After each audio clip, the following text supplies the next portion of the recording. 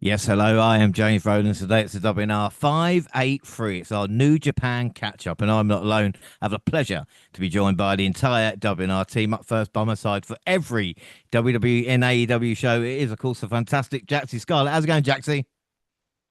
Hello, hello. Yes, back at it again. I'm ready to do a catch up with New Japan. It's been a while. That's been a while. I mean, the last New Japan we did was the G1. So we're just gonna all we're Yeah, gonna do is yeah. catch up on like 3 or 4 months worth. Oh, it shouldn't take too long, should it? I mean, hopefully not, but I mean, you are talking to us here, and we all go on a tangent. So if I were you guys, listeners, strap yourselves in. It's going to be bumping. Yeah, make sure you got a hot drink, before Yeah, the show starts, I would say. or a strong, stiff one, Yeah. depending on what your floats your boat. And up next, our resident NXT expert and New Japan demigod, and of course, honorary House of Torture member. It is Monty. How's it going, man? Going great. This is the House of Torture show. I know you said it's a New Japan show, but anytime you talk about New Japan, you're talking about House of Torture. So, I just want to make that clear right now. Everything else that's going on around the House of Torture, we will touch on, but mostly I will be worried about my House of Torture guys. So, yeah, just letting y'all know.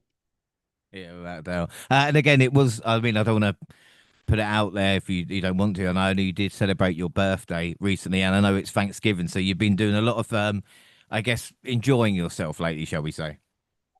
Yes, I'm plugged from everything. I walked away from everything. I went back to the House of Torture club. We had a nice party, nice get together. Evil made an appearance, but he left quickly because he is evil. But other than that, yeah, it was cool. It's my time of year. I love this time of year. I may not sound like it, but it's because I'm recovering still. But other than that, this is great. You talking about New Japan? It's my, a little bit right after my birthday. But the end of November, always a good time for me. My best mood, even if I don't sound like it today. But I'm trying to keep up the House of Torture. Stop trying to break my shell, James. Yeah, sorry. Come Yeah, on, man. I forgot that. Yeah, no, that's my bad. Well, last but by no means least, well, oh, what a night. Late November, 2 years back from 23. What a very special time for me. As I remember, what a night. Oh, what a night. I didn't even know her name, but I was never gonna be the same. What a lady, what a night. Oh, I got a funny feeling when she walked into the room. And my, as I recall, it ended much too soon. Oh, what a night! Yeah, what a night it was. The 13th of November, 2021, the very first time Gina joined the WNR podcast. Happy anniversary, Gina! Oh, what a night it was. It's one of the best Oh, finishing. awesome. Happy anniversary. Thank you. Thank you. And thank you for the song, James. I always appreciate it. No, no, it was But the WNR. according to Monty, I'm gonna go with it's the same. It's a House of Torture night, not a New Japan night. All right, all right. Well, again, it was the WNR 392 was your first show, which was the full gear live one. So again, Nice. it's building up. I mean, what we're on 583 today, so that's nearly 200 under the belt. Yeah. Yeah, that's so cool. I'm glad you keep note of this for me. Yeah, always for you. But like I said, we're all nice and happy until we start this show. And again, we're doing it to House of Torture. But again, a lot to catch up on. But happy anniversary. We're going to catch up with all the New Japan. Like I said, the last New Japan show we did was the G1. So basically, getting us up to date as we head towards Wrestle Kingdom. We got Blue Justice, which was the 7th of September. Shingo welcomed back Gabe from his holiday during the G1. In the main event, Tanahashi beat Yuji Nagata for the last time. Yuji's son was there to present Tanahashi with a gift. Backstage, Ren Root was beating up Zack, who kept calling him a cunt, which, again, very interesting, the history between. I mean, Monty, I'm going to lean on you a lot in this show, I know. But again, to see Tanahashi and Yuji Nagata, because I know Nagata from his time, obviously, even I think WCW wrestling. Do you know what I mean? So for him to still go and it's be Tanahashi's got a last match for him was pretty emotional as well. Yeah, I mean, Yuji Nagata is the lifeblood of New Japan in a lot of ways. He has been one of the dojo leaders who's kind of he's helped train guys like Tanahashi and so forth along the way, while continuing to be one of the biggest and best legends in New Japan. He's one of those guys who survived the down years that Tanahashi is kind of credited for saving. Yuji Nagata was one of those poor wrestlers that Inoki had out there fighting MMA fights and taking real lumps just to kind of push New Japan through those days. And Tanahashi kind of helped lead them out of those dark days into becoming the New Japan we know now. But Yuji was there along the entire time. He's always been there, and I think that's kind of like the main constant. Besides the great matches that he's somehow still able to put on well into his twilight years, you would expect. Yuji Nagata is that example. He's one of those guys that I always point at him, Kojima, the Suzuki's. He's those guys who've been wrestling for so long but don't look it, don't wrestle like they've been gone, I mean, like they've been doing this for a long time. And I think you almost, if it wasn't for a lot of the high impact damage that Tanahashi, has received over his career, you would expect Tana to kind of be in that same vein. I'm sure he wants to, but uh, you know, to kind of outlast using Nagata in a sense, and you just still pushing on, still leading the next generation on in the dojo, and just showing up whenever he's needed to be that great mentor slash legend that he is. It's just one of those things that I always love to point out about that. That's one of the big differences between a lot of Western pro wrestling versus New Japan and versus Japanese pro wrestling in general is getting a chance to see these guys who've been doing this for so long, and still be out there applying their trade, and still looking great. And Nagata is one of the best examples of that. So to see him and Tanahashi have this moment together, I mean, yeah, as you saw, the name of the show is Blue Dress. Is all about. This is basically a Nagata themed show. So he gets celebrated continuously, but he is all well deserved, like you mentioned.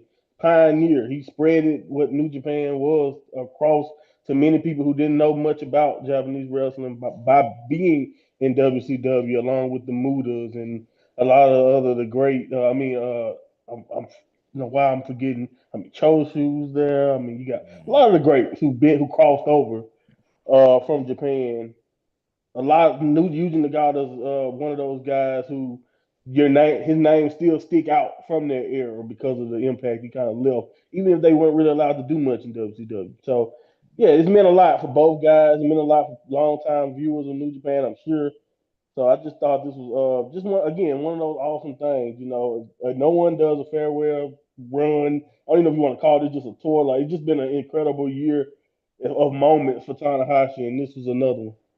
Yeah, without a doubt. Like I said, an incredible. Yeah, and that's what I quite like about New Japan as well. And Jaxie, I don't know if you noticed this as well, but obviously we've got, like we said, the young lions coming through, but they have to go through, like you said, the old guard, but they're like the last generation still alive. So it's still a test. You know what I mean?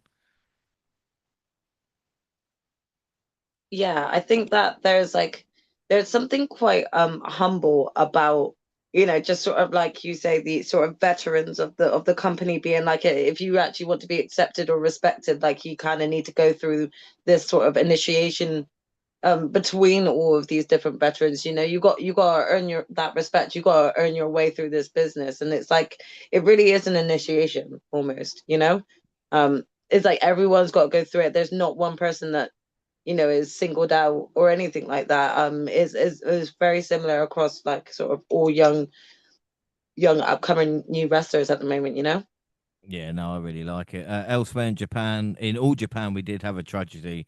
Tashin Nagayo, an All Japan Pro Wrestling talent, in his first year at the dojo, passed away at 21. He'd suffered serious injuries only a year when he struck by a tour bus, and he'd been in a critical condition.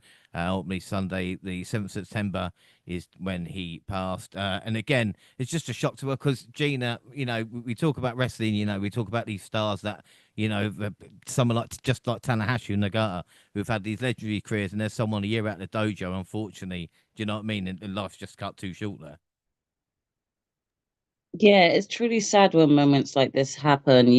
Things like this happen in everyday life to everyday people, and it's so shocking when it happens to someone who is up and coming and someone that people have been watching or keeping an eye on. And yeah, it's crazy how it can happen to someone so young. And thoughts and blessings go out to him and his family. Yeah, without a doubt. Move over to Noah, September 8th for Noah, and the start of their G1 called the N1. Well, the main event was the Noah GHC Junior Heavyweight Championship, a champion facing Hiromu Takahashi, with Takahashi getting the victory. He becomes the first New Japan wrestler to hold the title since Tai Chi did it 10 years ago.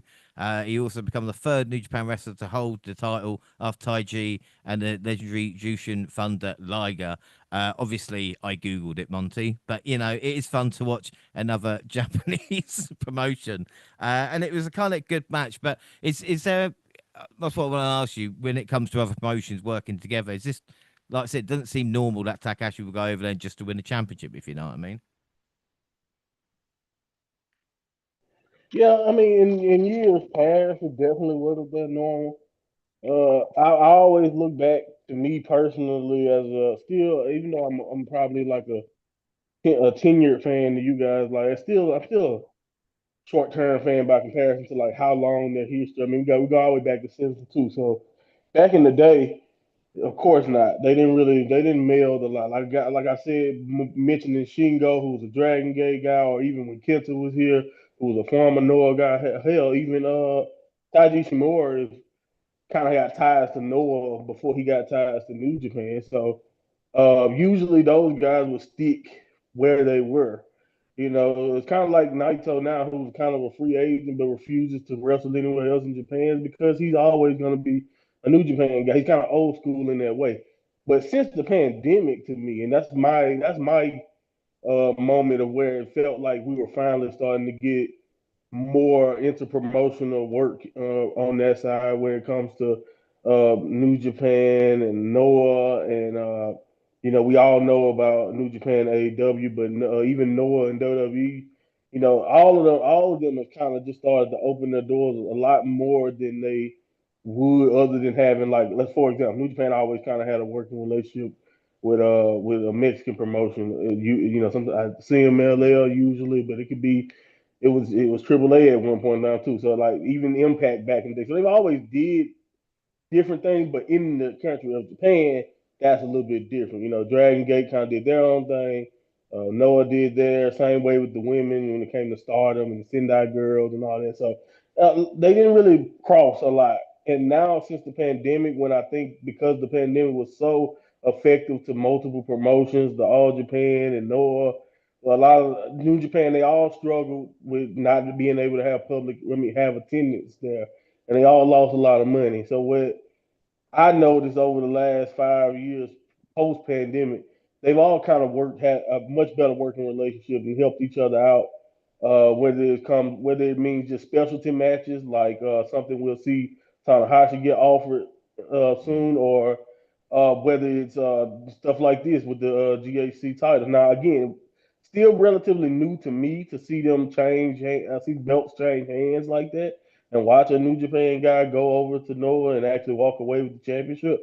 But I do believe with how much Noah and New Japan, for example, have been working with each other in the last few years, I think I'm way more optimistic that it's a long term type of plan involved or a Wrestle Kingdom type of blow off probably being planned with this. And Hiromu's also right now, because he's not really tied to a faction, he's still signed to New Japan, but he is a free agent also in that sense, to where it's kind of like Will Despy is allowed to do stuff outside of promotion. Hiromu is allowed to do stuff outside of promotion too. So it depends on the person. It depends on the timing of it all and who they trust to work with the promotions. I think, but I do believe since the pandemic in general, and also the changing of the president guard with Tanahashi. We've seen a lot more just free reign of just trying to make the best card a lot of times so far between Mm. multiple Japanese promotions, and that's a good thing to see. Now I don't know what it would lead to, or how strong these bonds are, or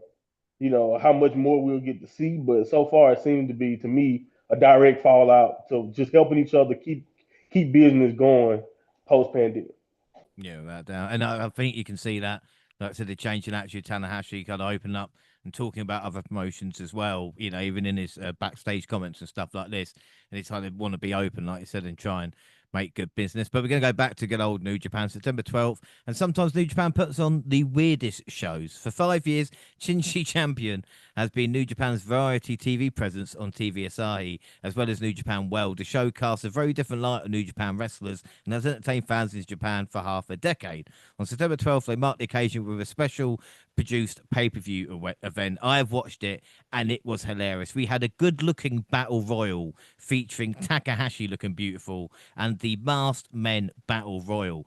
And Jackson, I'm going to ask you this again. I know there's loads of wrestling, right? But I think when there is like extra to watch, it should be stuff like this, like a good-looking battle royal. I mean, I know McIntyre would win it in WWE, but do you know what I mean? Or stuff that's just a little bit more fun.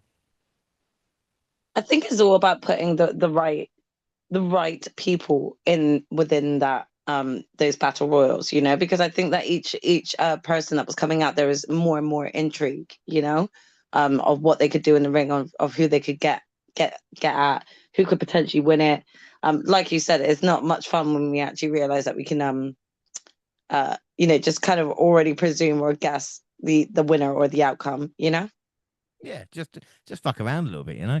September 13th, we had the Never Openweight six-man tag championship. Master Toriano, and Yo defeating El Desperado, Tanahashi, and Taguchi. Yano attacked Tanahashi as he promised the old Yano would show up, and it's a side that I haven't seen. I'll speak about it in a second. September 15th, Zack Sabre Jr. beat Ren Narita around the arena, through the crowd, and even continued into the backstage comments, which is always good. Yano and Tanahashi had a final kinship. But like I said, Monty, you got to explain to me. I didn't know Yano used to be like this, all right? So he dyed his hair for the occasion, and he used to be part of the Great Bash Hill. I had no idea. This is find out like Santino used to be in like the NWO or something. I'm not sure. What is it, Monty? What's Great Bash Hill, and was he a piece of shit back in the day?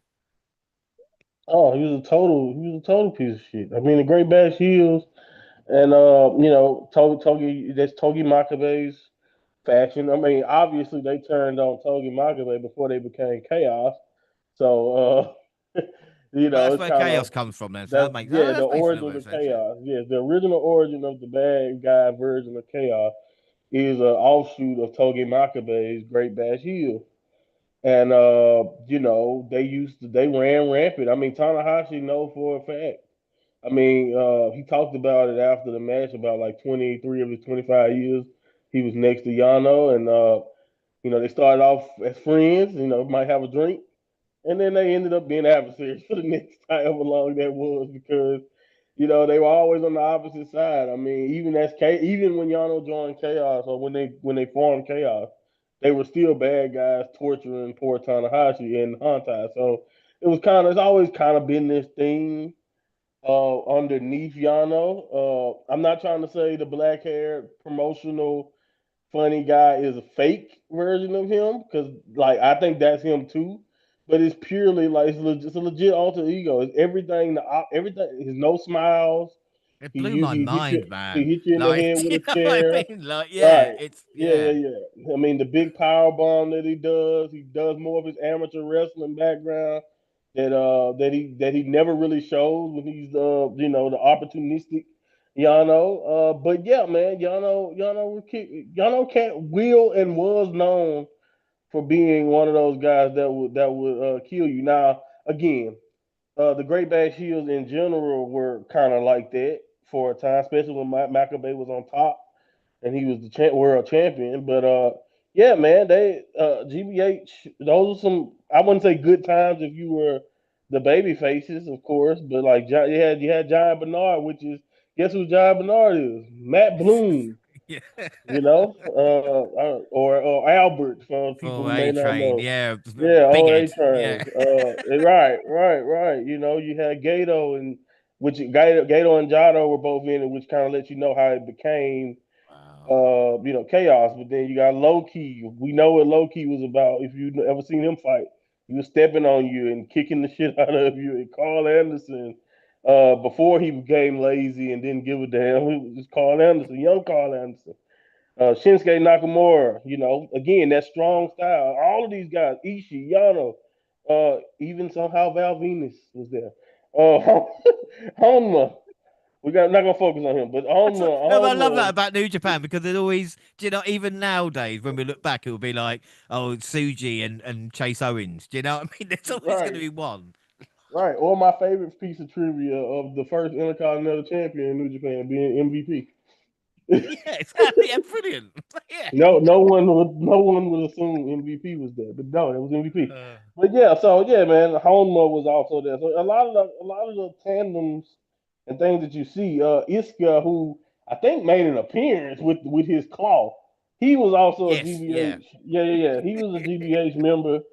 And he only got worse because they let him in Suzuki going with Tai Chi, and he used to run crazy. So anyway, yeah, Great Bash Heels caused a lot of chaos for a long time. They were a Wow. big bad faction, and yeah, man, they used to go at it with Tanahashi back in the day. So it was a nice little flashback for people who remember, that late 2000s era or mid to late 2000s era when you only kind of had Nagata and Tenzan and Kojima and Tanahashi trying to battle against all of those great bad shields that I just kind of told you about. So it was an interesting time, very interesting time. But yeah, that became the Shinsuke Nakamura slash Gato led chaos that became the thing that birthed Okada. So it's kind of a Mm, gradual thing, but GBH still lives on with Makabe. He never left GBH. They left him.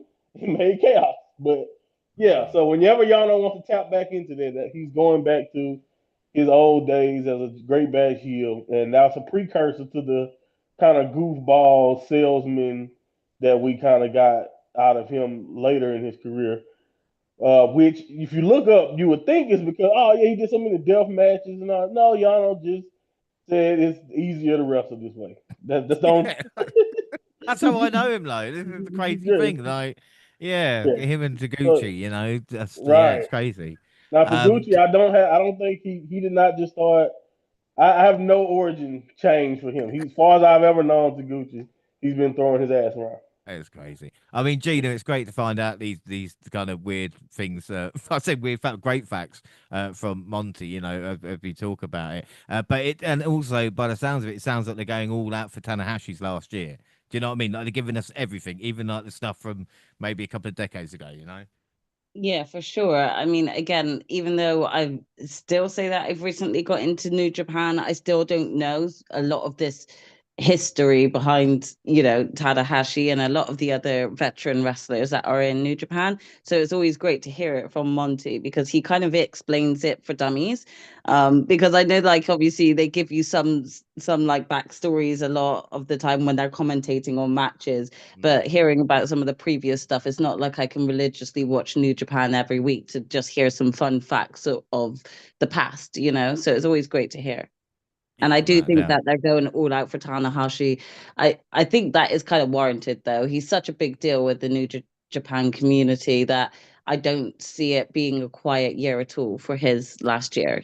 Are you surprised by how, because it's like I said, we're getting into it pretty late. Are you surprised just how big a deal Tanahashi is? Do you know what I mean? After this kind of year retirement and stuff, like shit, he was kind of I generational.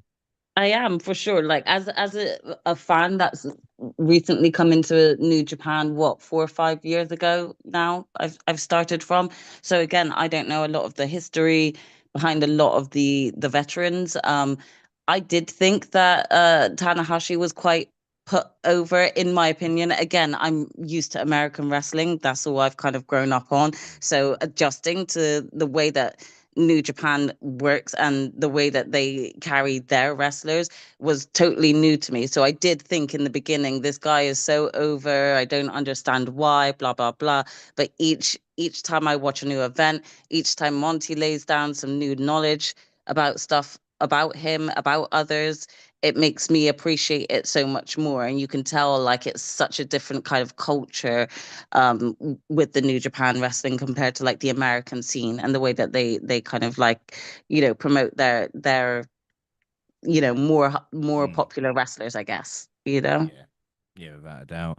As for the match, it was a cool concept. We had a 6-man, and then after a 4, we had a tag team match, and then if needed, it was a singles with El Desperado, Tanahashi, and Taguchi defeating the most violent heel players, which was Toriano, Honma, Maccabi, with the high fly flow on Yano. And then September 24th, Hiroshi Tanahashi defeated Master Wato in their first ever match. The Ace got the win with the high fly flow. But how cool is this, Jaxie? Like we talk about Tanahashi's last year, and I know we're going to talk about him a lot, but he gifted the sling blade to Master Wato, who was just like, you can Yeah, have this move now.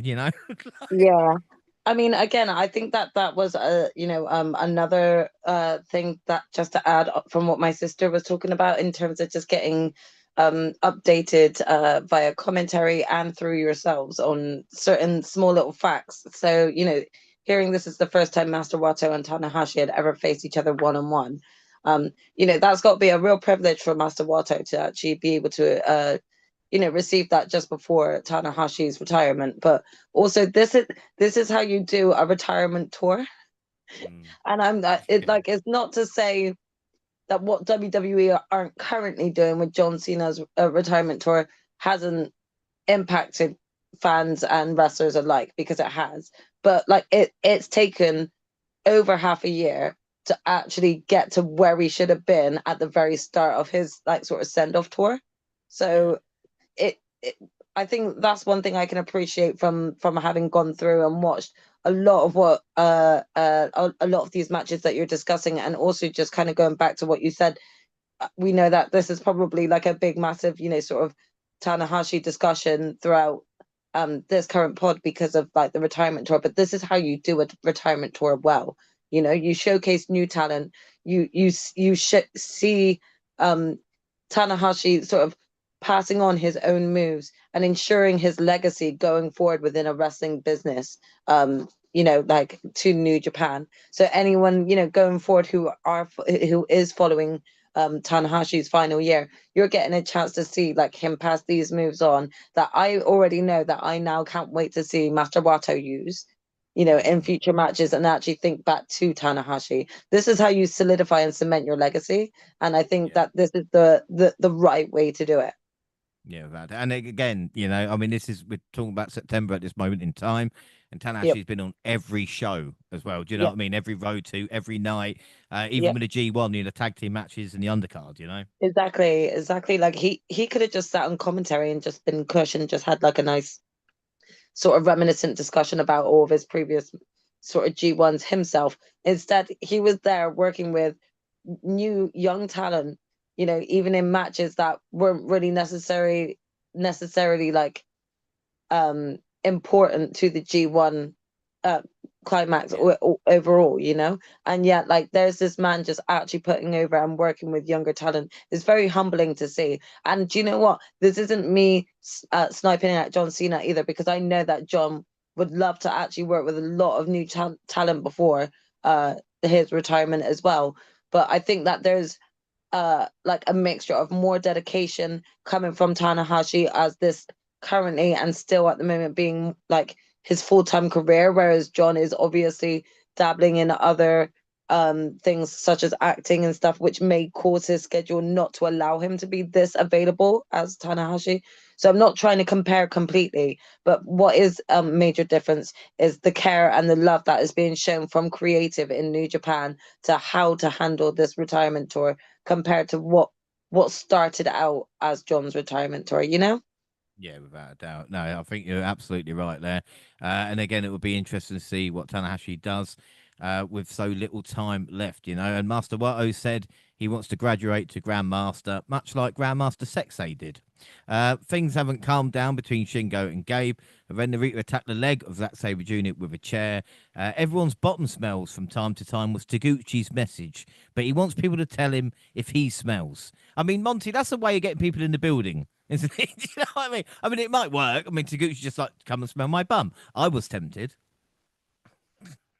As someone who's watched him throw that bomb around for years, I don't think it smells the best. But I'll leave that to the wrestlers to decide. I leave that to them. They can let us know. But yeah, I mean, that's just Taguchi. That's the best way to describe him. I think if you really wanted to describe Taguchi in a few words, you could just be like one of the best technical wrestlers New Japan had to offer, who also wanted to see what his butt smelled like. Yeah, that's all we want to know. Then we got the IWGP Junior Heavyweight Tag Team Championships, House of Torture, which was Doki and Sho defeating the Ichiban Sweet Boys of Kiji Fujita and Robbie Eagles, and then El Desperado defeated Yo with the IWGP Junior Heavyweight Championship on the line. I mean, poor Yo came up short, and Doki confronted El Desperado afterwards. Despy told him if he was alone, he would accept now, but he wasn't, which again, I mean, Gina, we talk about Doki. I'm going to get it right. Doki Pokey Stick. As long as I remember that, I can get his name right. We saw Doki and El Desperado at Wrestle Kingdom at the start of the year, obviously with Doki getting his injury, and now he's come back as part of the dark side, and, with El Desperado there. I mean, is this the right choice for him to accept the House of Torture into his life? I mean, I don't know, because again, it makes you question, like, was this the way that he wanted his character to go ahead of this year? Did he have that idea? I would like to go heel, so eventually my character can merge into this, then gets the injury and is like, that's it, I'll come back straight as a heel, or whether they just thought it was a good idea once he was ready to come back. Yeah, we'll just chuck you in with the House of Torture because they're peak at the moment, so you'll be peak with them, sort of thing, so it is a question of whether this is where they were always planning for Doki's character to go. um I don't know whether it's right or wrong for him at the moment, because again, like, House of Torture are quite peak at the moment, so it might be a good move to keep him there, because people are going to be talking about him and his return, especially because they're always talking about House of Torture right now. Yeah. But also, is the cloud of House of Torture going to overshadow just Doki in general and who he is, make him a side character rather than the main character he was trying to be? And also affect his wrestling ability, because we know what the House of Yeah, Torture does. yeah, There's no for bad sure. sides to the House of Torture. Watch your mouth, guys. Anyway, we'll go September 28th, Destruction in Kobe. The show opened with a 10-man tag match that saw the team of Sho Umino, Yuri Uemura, Yoshihashi, El Desperado, and Yo defeat a House Torture contingent. See, they didn't do very well there, did they? Doki, Sho, Dick, Evil, and Sanada. Doki does want a junior heavyweight title match. Tanahashi defeated the Great Okan, and then he accepted an offer from Pro Wrestlers Noah, Kaito Kimiira. I'm sorry about the names if I get this wrong. And he wants to fight him on Noah, which Tanahashi accepted. But again, I mean, this is the thing, Jackson, isn't it? We talk about someone like Great Khan as well, who might not mention much, but I think he was in the position maybe a year ago when we were speaking of like, oh, he might break out and, a match against Tanahashi, but he hasn't done much. And obviously United Empire haven't had a good year Mm. either, have they? Yeah, I mean, to be honest, like, I think that was he is one of the persons that I realized has been kind of slightly missing off of this sort of um you know uh uh send off tour for Tanahashi.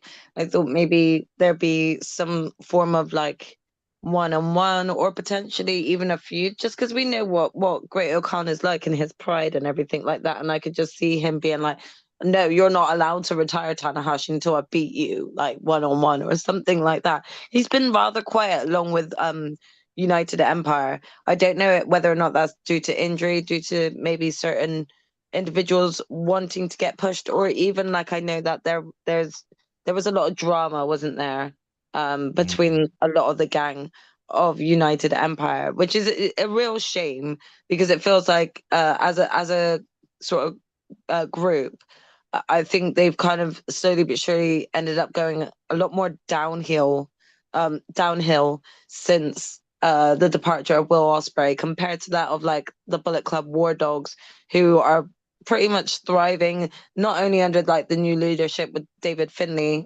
From what I've seen, I'm not watching it weekly, but I'm enjoying, still seeing them as a big group and what they can do. But also, I think that certain individuals are being pushed, like, Drilla Maloney, and even Clark Connors, who stands out a lot as well. And there's still like a closeness between them as a group, as a faction. So yeah, it's a bit weird that Great Khan's really kind of been quite quiet within the sort of Tanahashi tour at the moment, because I'd have thought like he would make his presence known quite a bit to Yeah. Tanahashi, you know? It's weird how it happens, isn't it? We think wrestlers or certain groups are going to break out, and then they have to Yeah, right yeah. And like I said, we'll see what yeah. happens. Maybe 2026 will be their year. In the first title match of the evening, Boat Oleg defeating Don Farley to retain the Never Openweight Championship. But of course, Evil attacked Oleg afterwards and laid him out with Everything is Evil, signaling his intention to challenge for the title. But Gina, I'm just so impressed with Bolton Oleg. I mean, Don Farley, another one of these guys where, hey, I don't know who he is. He's just a big guy who can't move. I'm sure maybe back in the day, do you know what I mean? But Bolton to be able to like pick him up and throw him is just so impressive. That man has got so much potential. Yeah, for sure. I definitely noticed Bolton Oleg a lot more this G1 this year around. And just noticed how kind of like, Hulk like he was being portrayed. And yeah, just seeing him pick Don Farley up, like Don Farley is a big guy. So seeing that, it kind of puts Bolton even higher on the map, and just makes you think, shit, if he could do that, what else can he do? Yeah, I cannot wait to see. I cannot wait until the again. I don't want to say anybody turn heel, but I can't wait for him to be like an angry Bolton Oleg and to just power through people. But I'm Let sure that just let loose. oh, just a monster, like he don't care. If he dies, he dies. That that's what I want. The IWGP Tag Team Championships changed hands as Oscar and Yoto Ice, the Knockout Brothers, defeated Tomohiro Ishii and Tai Chi. Of course, the challengers recently returned from excursion and joined with the I say the War Dogs as it is, and they got the victory afterwards. Shota Umino and Yuri Uemura confronted the new champions and issued a challenge. So there you have it. I mean, Monty, is this the start of a new generation for the tag team division? The titles have changed hands so many times in this past year. I don't think one set of tag champions have had one successful title defense. Yeah, I mean, well, we had Yoshihashi and Goto dominate and be by far the best team that had to offer, but we know injuries and Goto's singles push and a lot of other things probably are at play for why that's not necessarily going to be the case. Going forward, and I think the bright spot for the tag division in that regard to me currently is the fact that it's getting younger. The challengers champions are now, two guys who are basically fresh off excursion, and they're hungry, they're ready to prove, that they're for real. So that's cool.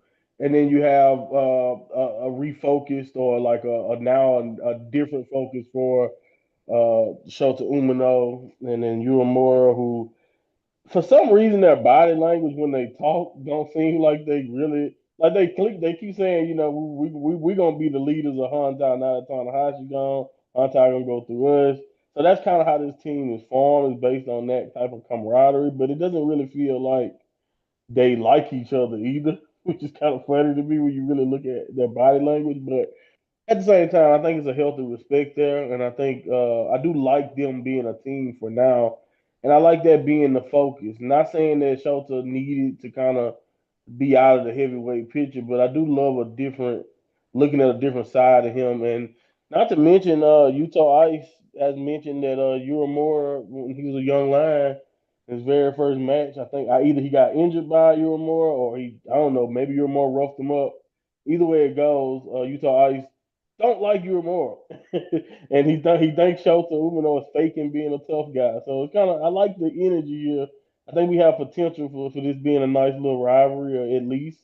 I'm not gonna act like I know whether or not Oscar and Ice can keep the belts when they face these guys, and or like it's just gonna be the first long run we've had since Goto and Yoshihashi's dominant run on top. But I do love the tag division getting a little bit younger, getting and getting some freshness to it, because I think that's really what it needed.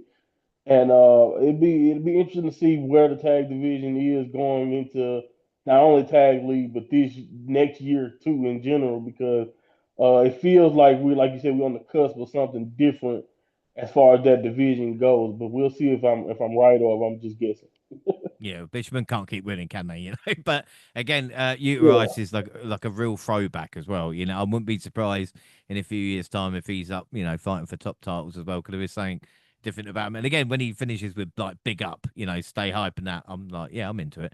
Interpromotional championship match, Hiromu Takahashi made his first successful defense of the GHC Junior Heavyweight title against Taji Ishimori in a fast-paced matchup, and he got challenged by, I'm going to say, Aita afterwards, and declared for Wrestle Odyssey on October 11th. Yota Tsuji was victorious over David Finlay in a special singles match. The physical contest built to the outside multiple times and saw both men trade high impact offense. Finlay appeared to injure his knee, and Tsuji weathered the storm, put Finlay away with the Gene Blaster. I mean, Jackson, does this tell us where each are at this moment in time in New Japan, really, with maybe Otsuji heading on his way up in Finlay? Maybe not heading on the way down, but staying where he is, if you know what I mean. Yeah, like I mean, to be honest, like without like when I say this comparison, this is a very loose comparison, but like you see what uh David Finley's going through right now, and it kind of reminds me similar to what like Roman is in terms of like not necessarily being sort of a considered a strong contender right now for like the main title belt, even though he is of that caliber, but just really like working different feuds and you know whether or not he's successful in them or not is actually impacting those that he's working with. So, you know, for example, Bronson Reed with Roman, like getting that one win over Roman has really, you know, picked up Bronson Reed's uh potential excitement or, you know, potential push or run. And I feel like it's the same with David Finlay, and especially when it comes to Yota Tsuji right now. And like the more and more they fight, the more Tsuji looks good. It's not that David Finlay is looking worse off, but he's just doing so well with putting someone like Yota Tsuji over and really like solidifying him to be a strong contender within the main title division, you know? Yeah, without a doubt. I completely agree with you there. Like I said, Suji is just looking special at this moment in time as well, which I suppose is good, you know, the time of year as we head towards Wrestle Kingdom. In the semi-main event, Gabe Kidd retained the IWGP Global Heavyweight Championship in a wild brawl against Shingo. I mean, this was just fantastic, you know. Following his victory, Kidd was challenged by Yota Tsuji for a title match at King of Pro Wrestling. But Gina, I mean, we've been making comparisons. I mean, Shingo is the Sheamus of New Japan. You just put him in there and it's banger after banger, especially with someone like Gabe, who maybe has not had the best year, shall we say, after how it started. Yeah, definitely. And it did feel like it was like a bit of a shaky year for Gabe, you know, up and down, even in the AEW scene. It's like, you know, in and out, and it was kind of inconsistent and not knowing where it was going to be. Whereas, yeah, Shingo has just been, you know, killing it in every single match that he's been in. And you would think that is kind of like his retirement tour in some ways because of some of the matches he's pulled off. Yeah, without a doubt. No, Shingo is fantastic. And the match was really good with Gabe. The main event was Zack Sabre Jr. defeating Ren Narita to retain the World Heavyweight Championship. It started as a technical showcase, but Narita began to ruthlessly target Sabre's knee. We've got multiple, I mean, Monty, we've got multiple interference on the House of Torture. You think this is fine for an IWGP heavyweight title match, you know? It's just terrible. I just don't know how you do it, you know? I don't know how you put up with it. Obviously, Narita went down, and then we know that Takeshita is up next at King of Pro Wrestling. well, we aren't called House of Make James Happy. First of all, second of all, you do what you have to do to win. It don't always work, but more often than not. And if you see the great recruiting pitches. I've been working on recruiting pitches with the guys, and it's obviously working. We got a quarter of the roster, so you can sit over there and you can root for all the boys out there that's working harder and not smarter, and I'll root for the smart guys. It didn't work out for Red and Rita this time. It's like every now and then it don't work out, but I thought at the end of the day, it was good to see Ren in the world title scene. And I also think that he didn't feel forced. You can say whatever you want about And again, I'm not one of those guys who don't like Shota, even though he just so happened to be the unfortunate example of someone who I feel like people believe has been forced. And Renda Reader, whether you like how he got it or how they execute the matches when it comes to House of Torture or not, he did look like he belonged there in both of his encounters, the G1 and this one, with Zack Sabre Jr. So I give him that. But as far as the interference goes, it's just one of those things to where it's like, why the hell would I join a faction with 14 other people if they not gonna help me? All right, okay, I've got another one. So Jaxie, help me out here. Red Narita doesn't need the House of Torture. Do you know he's good enough on his own? We've seen it. They're Uh, bringing him down, man.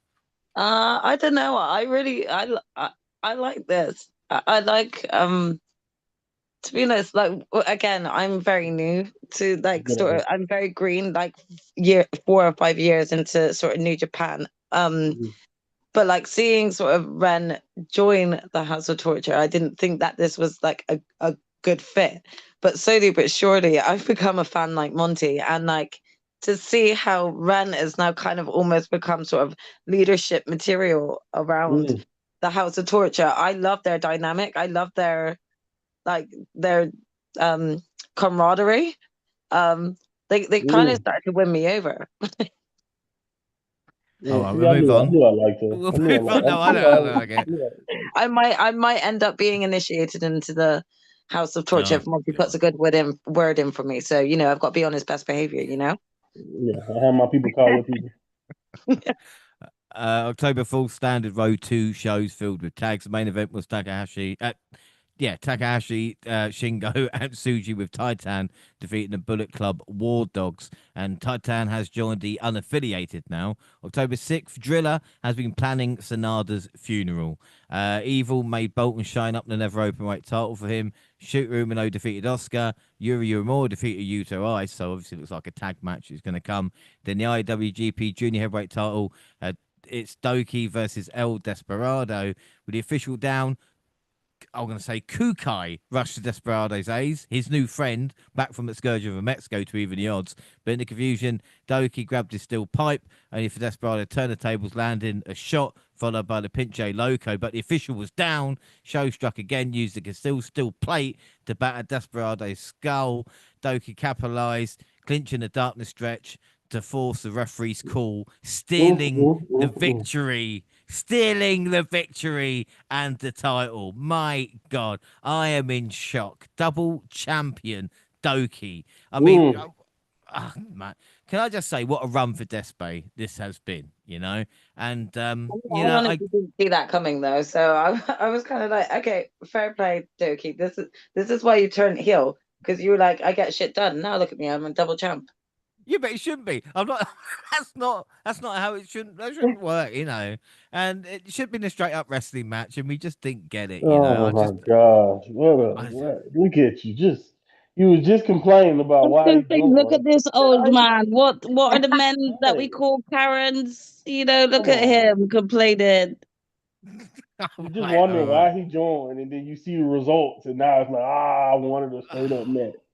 I Come just, on, James. I just wanted what No, we do you know didn't what have it at is? Wrestle All he's Kingdom. thinking is, well, Drew didn't get these opportunities. That's all he's thinking about. Is because We're in New Mm, Japan. We're in New yeah. Japan, all right. they do need the House of Torture. She hit Yeah, a soft spot there. yeah. Get his name out your mouth. Anyway, move on. October 7th, with Taji Ishimori's self-produced Superhuman Taji Ishimori gets even more ridiculous. It featured 2-hour rumble with Ishimori involved the whole night. I mean, it was just a fun detour. Ishimori won. And again, I'm not saying go and check it out, but if you have got time, it's fun, and credit to Ishimori. October 9th, another Row 2. The main event was Titan, Takahashi, Shingo, Yotsuji defeating the War Dogs. October 11th, New Japan, Sanada accepted Driller's challenge for no rules match. Maloney still used Sanada's guitar as a weapon. Gina, I'll ask you this, right? I mean, Sanada, I don't know if he's the sharpest knife in a drawer, because if someone's planning your funeral, would you really want a match against them? Do you know what I mean? I'm not sure, because Driller's pretty happy about making the funeral arrangements. I mean, I definitely feel like Sanada's not the brightest bulb in New Japan. You know, I do feel like he's one of those guys who comes up with an idea and just runs with it right away, not think of any repercussions, not having a plan B, C, D, or E. He's just like, no, we're going with this straight away, and he doesn't think about it. And yeah, I think he also underestimates some of his opponents, aka Driller, straight up. Yeah, but even like, okay, I'll give you the match. You won't smash my guitar. And Jilla's like, okay, and then Jilla smashes the guitar. It's like Sonata, mate. You're getting it all wrong, you know. But we'll see. He might be We Yeah. successful don't in we this don't match. pay that man to thank. You see how he look? Thank you. And you were told by Monty right there. Yeah, yeah. The main event was the IWGP Junior Heavyweight Tag Team Championships, House of Torture, which is Doki and Show defeating El Desperado and Kukai. That's Despy's new mate. I don't know what Kukai calls his fans, but apparently a lot of Americans are interested in joining the Kukai clan right now. I'm not really sure. But Oh much like Lord, no. what I thought that was good.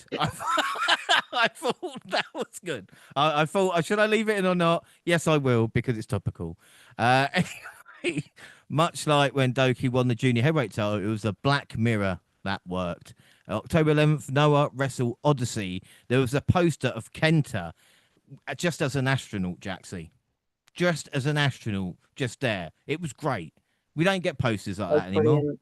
Yeah, You know, no, I mean the originality of the I would, who'd have thought, and it just worked. it just worked. Give me more of Uh, this.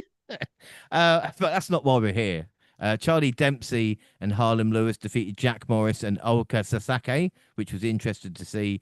Tanahashi and Kaito Kimura defeated I can't even do it. Keno, Mayu Fuji, and then we got Hiromu Takahashi defeating, I want to say, Aita. EITA, Monty. That's Aita, isn't it? Yeah, yeah. Eita? Yeah. You can say Aida, Aita. I've heard it both ways. Eater, and Kenta defended his world heavyweight title in the main event. But what I found funny, he was talked about, the relationship. New Japan wins again. Do you know what I mean? It's not just WWE does this to TNA. Yeah, New Japan's like, if our boys run a show, we're going to win. I think Hey, it's fair man, enough. it's not politics, bro. It's just I'm pretty sure we got the most money. So Yeah, exactly. Yeah. And then we've got Junta Miyawaki. I do apologize about these names. He came down and attacked Amuska, his former tag team partner, who'd been teaming with Hiromu. Chatting asked for a title shot. Hiromu said that he'd give him a non-title singles match, and if he beat him, he'd get a title match. Classic Takahashi. And then October 13th, it was the King of Pro Wrestling, which calls main event from Takeshita versus Zack Sabre Jr.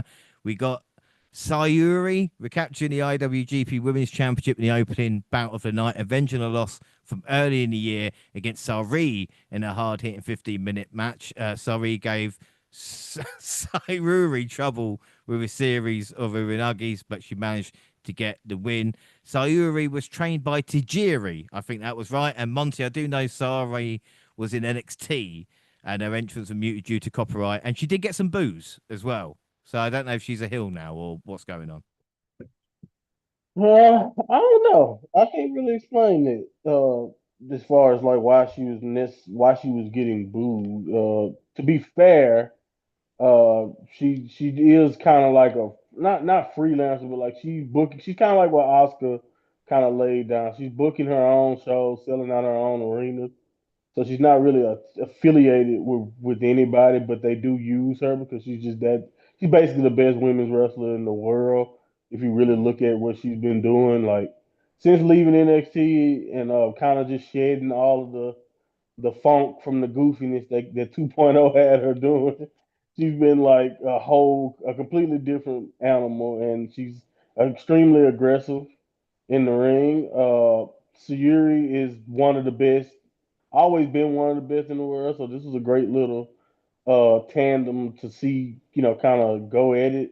I'm glad they got a chance to do it. I can't really explain the booze. I don't know if it's I don't because I don't when I look at her or when I see her doing her thing, she doesn't feel like she's doing anything to be like she's not like Saya Kamatani who is complete like who's like a complete opposite of what she used to be obviously a heel, but when it comes to Sarray, it's kind of weird in that regard. But I can see how though, because she does fight very still.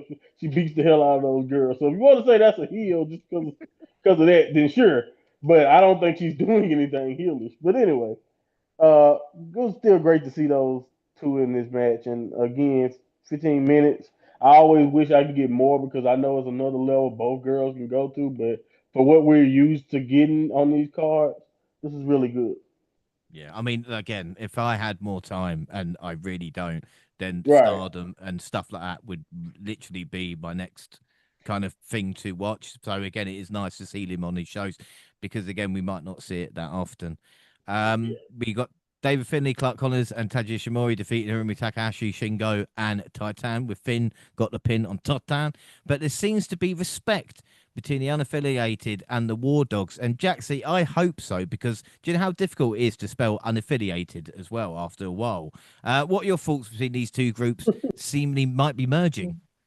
I mean, there's definite intrigue there, you know. I mean, I think I'm trying to think back to when Jay White was sort of like leading or running like sort of Bullet Club, and how difficult it was really to be kind of like accepted as a new member at all.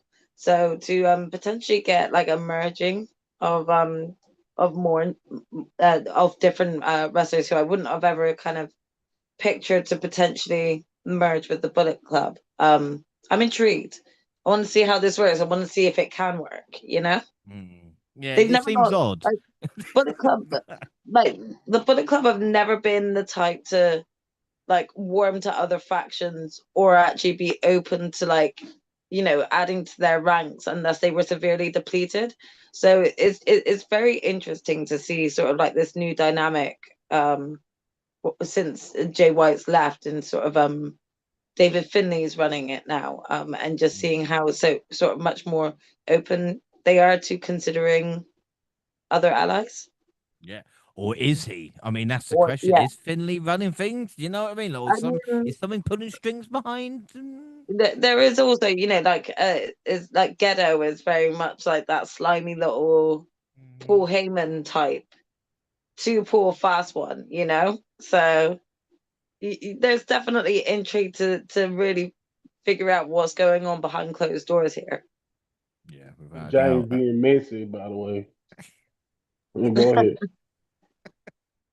Anyway, up next, Sonata wore a mirrored jumpsuit to his funeral. Notices made his way to his ring, made the way to the ring wearing speakers on his jacket and Dalmatian hair. What was more impressive, he managed to pick up a bag with his guitar, He and looked it like took an idiot. ages. He Yeah, but the really did. bag in the guitar though was just like, how did it actually get in there? And then the You know untying what? and stuff. I really cannot help myself in thinking that like he's taking a lot of inspiration. Now, this isn't meant to be taken offensively at all, but I can't help but feel like Sonata's taken inspiration from the likes of like Dalton Castle and potentially a little bit of MXM as well.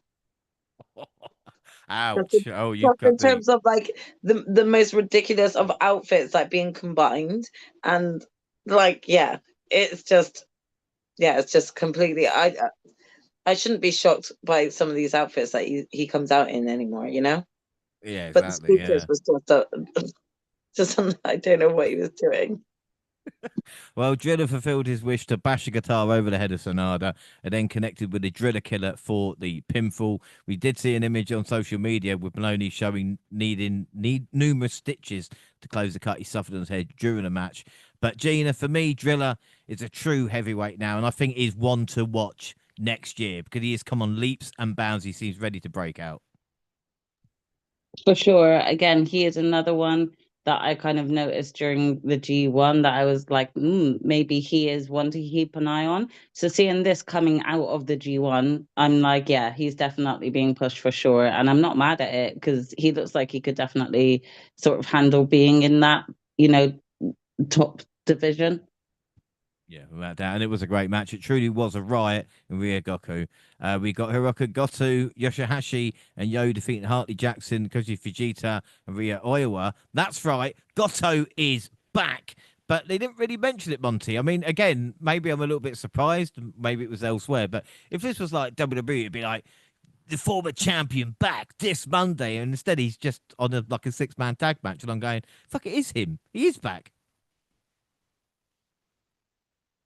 Yeah, I mean, I think that's kind of like one of those differences.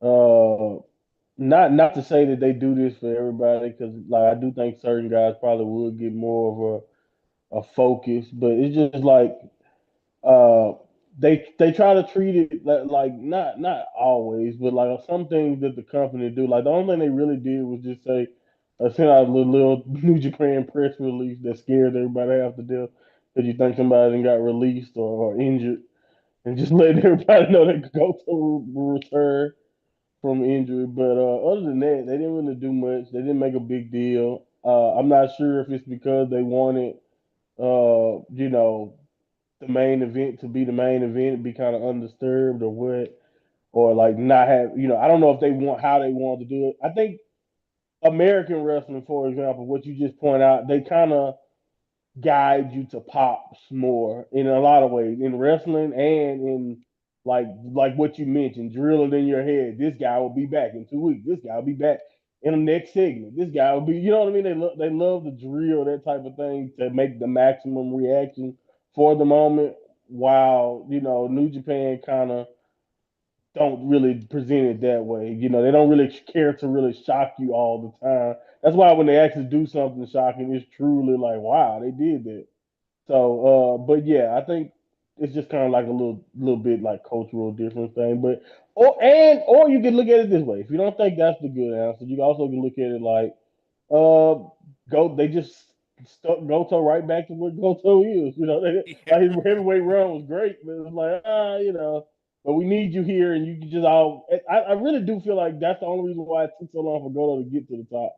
That he's always been so plug-inable and like useful, and like he doesn't really rock the boat. He'll do anything they ask him, and I think that's kind of like why he doesn't really get the big deal. That if again, if this is like Okada or even Naito or whatever, you probably wouldn't get a big grand entrance. Big, it might have even been after the main event. But yeah, for Goto, just actually as surprising as it probably should be, like you mentioned, Jane, it actually don't surprise me at all because that's just how Goto's always been kind of treated. His music hits and he just goes out there and does his thing. Yeah, we're like, you were here yesterday? He goes, yeah, I've been here. I've not, I've not gone anywhere. I'm Right. like, okay, well, No, I never was hurt. I don't know what you're talking about. carry on. We saw a back and forth battle between El Fantasmo and Hiroshi Tanahashi. Ended the 15-minute time limit set with the TV title on the line. Another great matchup that we've seen. And Jaxie, again, we talk about Tanahashi, seems to be, performing above and beyond at this moment in time. And what was nice as well, the respect between him and El Fantasmo, and they're going to be partners on the tag league as well. So you can tell they really care for each Yeah. other. Yeah, it was really lovely to just see sort of showmanship or just even respect within the ring. And it's not to say that, other sort of Western promotions don't show that same sort of respect, but I think in terms of like uh showing respect towards the person they are, what they've done for the division and everything like that, this just kind of really fit well. And as you said, this really did also kind of build excitement towards them teaming together. This is something that I didn't know. I didn't think that like seeing them like together they would look good as a tag team, but I actually can see it, and I think this will do nothing but just progress ELP and do so much great work with Tanahashi just before he leaves. Yeah, without a doubt. Oleg Bolton faced Evil with the never openweight title on the line. The House Torture leader had stolen the title but left as the rightful champion after nonsense and Doki with a pipe, which made everything evil. I mean, Gina, are you happy about this? Poor Bolton got laid out by Evil. Evil didn't need this championship. I mean, I'm not really surprised with the way that Evil has been booked recently and how things have gone. I'm truly not surprised that this is the way it went. But yeah, it was quite harsh to watch. I was like, poor Oleg. This is where the Hulk needs to break out. Hulk sad. You know what I mean? Come on. Oh, but yeah, it's horrible. We did get a first glimpse of Aaron Wolf, his debut match. Former Olympic judoka went face to face with Evil, and Wolf will have his debut at Wrestle Kingdom next month. He hit the ring to make the save. Monty, how? Again, are they just trying something different here with Aaron Wolf? Is he a really big deal in Japan? Do you know what I mean? Because there's been a lot of talk about this. I think to get Evil in his first match at Wrestle Kingdom, it's pretty big.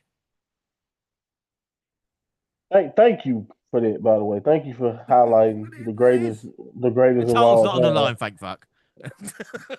Right, and it shouldn't be because he just got here. The greatest of all time. He is in the ring with Evil. That just shows you the trust. It just shows just how good Evil is. Once again, I know you probably asking about somebody else, but Evil is the you know once again on top, once again a champion. I can't believe it. My leader, he was just yeah, he's it's just so much respect for him, man. As far as that other guy goes, he just better watch who he's stepping to, and I saw him try to intimidate Evil. First of all, ain't nobody afraid of him. Nobody afraid of this kid. He's a judoka, he's world championship, Budapest. Who cares? Olympics, who cares? Who cares, man? That's the Olympics. He gonna have to do something in the ring at Wrestle Kingdom to Evil, and we'll see. He might get a judo throw in every now and then. He might throw Evil once, just once, but Evil's gonna take care of him like he always does. Is it a big deal? I don't know. I didn't know a lot about him. I just know he's a gold medalist. It's kind of like unnasty man version of old boy Stevenson. You know what I mean? Mm. Yeah. It's like all the hype of Gabe Stevenson had, but no scandal, and they seem to be very excited. He just hit the ropes not too long ago. So you're 100% right. I don't know about him being a big deal because again, I can't tell you what he can do, but I do think them giving him that spot in that match against a guy like Evil, he just like literally hit the ropes for the first time in June. So we're already here in January and they're putting him in this spotlight. So all eyes are gonna be on him. I hope he swims. I hope he does. I don't want him to go out there and drown. I want him to do good. I'm optimistic that he will because I don't think they will put him in that spot. We see how long the young lion process is, and I'm gonna tell you, this Utah Ice is a perfect example because when he was a young lion, didn't really care too much. Didn't notice him a lot, but he went away from discouragement, worked his butt off, and now you see the finished product. I can even say the same thing for Suji to an extent. Like I thought he wanted to be there, but I didn't think he would be what he became, and he got there. So for them to not even put him in the young lion basically on TV mode, and he kind of just graduates into a feud with Evil or a spot with Evil, it's really exciting to see what he may already have up his sleeve. So we'll see how that works out. Either way it goes, I don't think we will be granting any flukes though. House of Torture will walk out of Wrestle Kingdom on top. I just want to let you know ahead of time. Yeah, no, but again, like you said, if it was WWE, you expect him to win, but it just seems weird. I don't know how many young lions have had their debut match at Wrestle Kingdom, so it seems, this could be negative Not and many. positive depending on him. You know what I mean? So it'd be interesting. As for, like I said, Bolton, who lost, he's ready for the next stage in his career. The Knockout Brothers scored their first major victory as the tag team champions, overcoming Shota Umino and Uemura in a competitive 15-minute battle.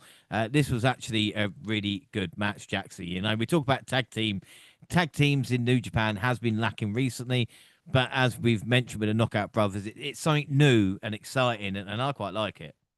Yeah, I mean, again, this is it was a match that I didn't actually expect to be like a decent tag match, so to speak. Or like hold much weight, but it was extremely entertaining all the way from beginning to end of the match, to be honest. And I thought they all worked really well together, like not just as tag partners, but then in opponents as well. Yeah, and again, like was mentioned with Uemura and Umino, again, I'm Yeah. not saying they're not going to go Splitsville, But again, it would be a nice story, and again, something to look back on in years to come if it does build from here. Yeah, yeah. And I think that they complement each other at the moment. So like why not continue to just do this work with him right now? Like, I think both him and Suji are both in like different places, but it doesn't necessarily mean that Yuya's not doing great work, even though he's not in sort of like a big singles title picture at this moment in time. But what he's doing with Shota at the moment, I think actually will eventually, build to something potential for him. I've just been enjoying watching them as a tag duo for the moment. I don't think it needs to last long, but at the same time, I'm intrigued to see like how successful they could be as a tag team. Yeah, and again, like I said, it gives them something to do. And speaking, as you mentioned as well, of big title matches, Suji took on Gabe Kidd with the IWGP Global Heavyweight title on the line in a 24-minute war. Suji had to connect with his Gene Blaster Spear 3 times to weaken Kidd before making him tap to a Boston Crab. In a surprising match angle, the unaffiliated lost, well, of course, as we know, shook hands with the Bullet Club, teasing the possible alliance between the groups. Suji also shook the hand of Tanahashi as well. Gina, we mentioned it. We talked about Gabe, but it's Yota Tsuji who got his hand raised and is champion here, and he looks like he is, I'd say, next in line now as well. Yeah, for sure. Yota Tsuji just looks so good, and he just looks so respectful at the same time. So they really do look like they're shaping him to be like the ideal face um top guy, and I think it's working for him because I really like Yota Tsuji. I noticed him. I still mention this, I think, every time we mention Tsuji, but I remember him and Yuya Yamura and their feud, and from there I was always intrigued with him, and I always said from there like he's going to be pushed to the top at some point. So I'm really happy to be seeing this happen for him. I remember the first time you saw Yota Tsuji, it was when we were at Crystal Palace. You went, "Who's that guy with the nice hair?" And that's Yota Tsuji, man. And that was him an excursion at Yeah. the time. Yeah, I remember. No, I'm glad I still remembered him from that. There's just some guys that you really connect with from like just first meeting them. And, those are the types of wrestlers that you love to see rise up the ranks. Yeah, without a doubt. And the main event, Zack Sabre Jr. versus Takeshita for the IWGP Heavyweight Championship. And Sabre Jr. gave Takeshita loads of trouble during the match, trapping him with crafty submissions and connecting with Zack Driver on more than one occasion. However, after enduring numerous hard shots from Takeshita throughout the half-hour battle, it was eventually a power drive knee which put him away. And Takeshita has captured the IWGP World Heavyweight Championship. Wow. I mean, Monty, just wow. I mean, the match was excellent, and I loved the story working the arm and still using the knee. But man, wow. I know you won a G1, but wow. Yeah, man, they beat the hell out of each other. Truly, truly beat the hell out of each other. It was a real match. I'll never get used to doing this. I mean, the way we decided to start doing this, which is so early. And King of Pro Wrestling is cool, and I would love to see how does this affect business compared to the old model. I know we were talking about the match, but just watching, having to see something like this and it not be in January and not be the Wrestle Kingdom main event is kind of still confusing to me as somebody who watched it that way for years. But it doesn't really matter. I mean, it didn't really change the stakes. I think the energy was still high, and I think we all knew that it was always going to be probably be a good match. But yeah, man, they really went out there and decided to try to one up themselves from an already great encounter in the G1, and that's kind of all you kind of can ask for in this particular situation.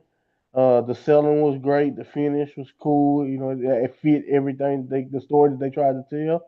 And the definition of a world championship match in New Japan is both guys giving it their all and leaving it all in the ring until we name a winner, and that winner is Takeshita. And I as somebody who's been vocal from the beginning as far as like the working relationship with AEW and New Japan. I do want to make it clear that I've never ever like purposefully tried to slout or say anything bad about Takeshita and how much, or at least how serious or how much effort he's putting in. As much as I don't too much care for some of the decisions being made outside of him, he does seem like he's going to be a perfect fit to carry the New Japan flag. Now, how long and how well and and what ups and downs or type of trials that we will have to go through with him on top because of his multiple responsibilities. That remains to be seen. But looking at this match, looking at this moment, seeing him with the belt and just kind of the everything that went into all of this in this moment, you can't really ask for much more from a guy who, even if you want to look at him and still say that's an outsider, you can't ask much more from a guy that's supposed to be just just looked at as an outsider. Like he's done everything he needed to do, and the matches have all been top notch. We talked about it during the G1. This just kind of continued that run, and I don't know. I wonder how Zach feels because I feel like in general, or even like you as a big Zach fan, I wonder how people really view it because I just don't know why. Although he was a great champion in many ways, and he in both of his runs, one of them with the Goto stuff kind of got cut shorter than I thought, and then even this one, even though he was a dominant champion through the G1 and all that, losing it, not losing it in January and losing it now, that's still only a few months. Just for some reason, I feel like they didn't do anywhere near as much with him on top. That doesn't mean this is it, but you know, Takeshita doesn't seem like he's going anywhere, and we already talked about other faces who seem to be on the climb also. So where does this leave Zach? Was kind of the thing that I immediately was thinking going forward. I mean, TMDK in general to me just don't feel like a dominant fixture in New Mm. Japan. So it's just interesting, just an interesting thought, at least from that regard. But other than that, this is fantastic. Kudos to Kessler. He's great, and I'm interested to see where we were going from here with him on top. And can he survive Wrestle Kingdom? Is this just going to be just something to give us a great main event? But can he even make it past that? Is that the goal? What is the goal? Those are the questions I was thinking after this. But this is a great match though. Yeah, it makes me think. Like I said, the Goto injury with Zack Sabre Jr. winning it, was it only to get it to Takeshita, which is it's a shame for Zach. And again, you look at where they go afterwards as well, and I think middle of the range tag team matches probably doesn't look too good, and especially now where we're not sure what Zack Sabre Jr. will do at Wrestle Kingdom, considering he's been the champion. You know what I mean? The majority of the year, defended it last year as well. It would be interesting, but I mean, Jack, I'll ask you just from Takeshi's point of view, was there a sense of pride? I know it sounds weird to be proud in a wrestler, but obviously we've seen Takeshita rising through the AEW ranks and then go to New Japan and win the top prize there. It's an accomplishment and a half.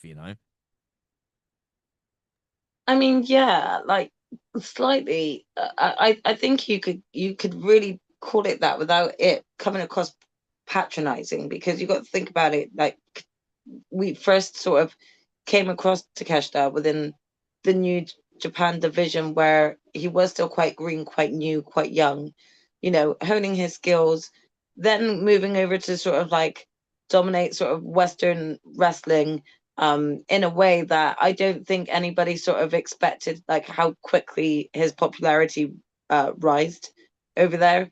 And then to then even be able to, sustain a positive and energetic reaction within the New Japan division, you know, he's done extremely well in such a short amount of time, and you've got to give him that credit.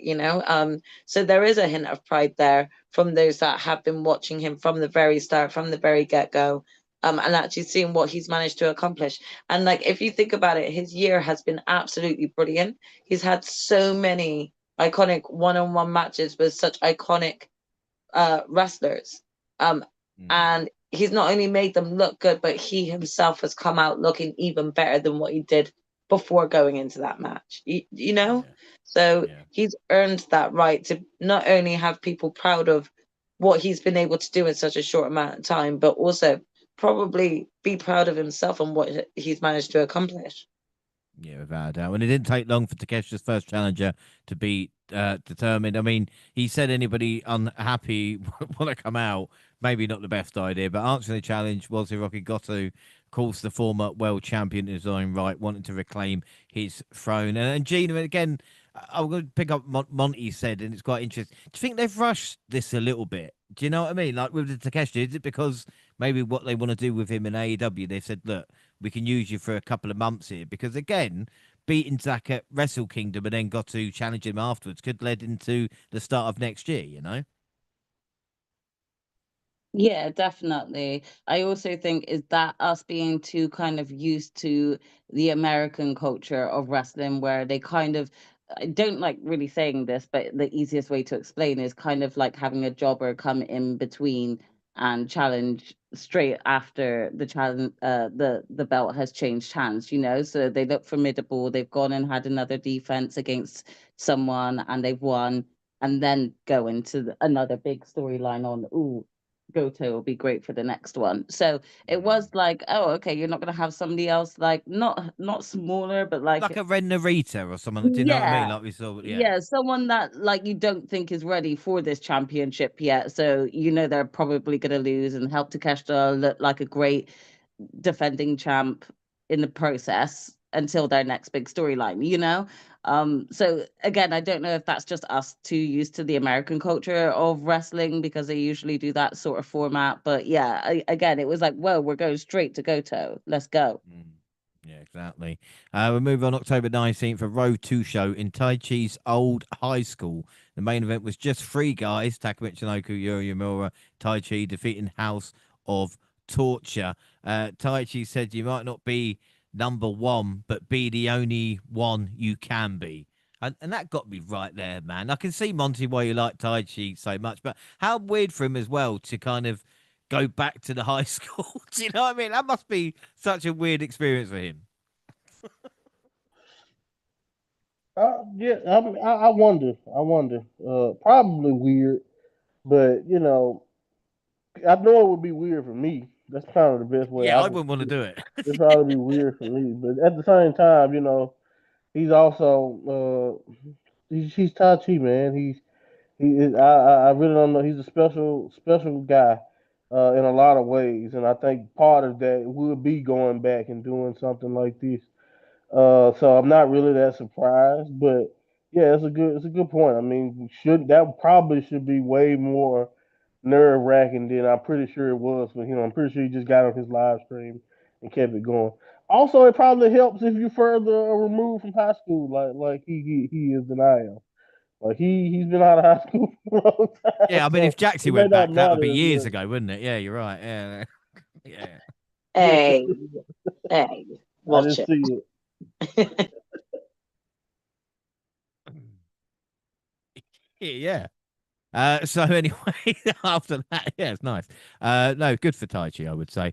And then we got Junior Tag League. I mean, I'm not going to go through it all. Just my general thoughts. Taguchi versus Yo is magic, and probably my favorite matchup ever. And I'm not joking. Something about Yo, I don't know what it is. He's a very attractive man. I'm just going to put it out there. And Taguchi, I don't know. He's just great in his own right.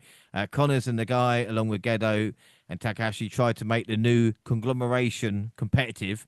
I don't know. Funky Carrots is a great name for a team as well. Whiskey Dick was my second favourite, I'm not going to lie.